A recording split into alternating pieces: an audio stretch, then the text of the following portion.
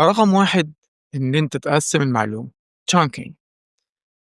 بدل ما تحفظ مثلًا 30 كلمة عن الأكل مثلًا أو عن أي حاجة، بتحفظ 3 كلمات بس أو كلمتين. 3 كلمات دول بتستخدمهم في جملة كاملة، بحيث إن أنت تحفظ أكبر عدد من الكلمات في جملة وتقدر تستخدمها سواء في الكتابة أو التحدث.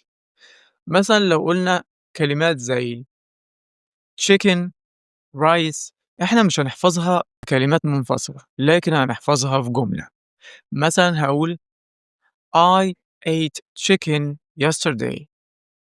بالطريقة دي أنت بتحفظ جمل كاملة تقدر تستخدمها في الكتابة أو التحدث، لكن لو حفظت كلمات منفصلة مش هتقدر تستخدمها أو مش هتعرف مكانها في الجملة فين.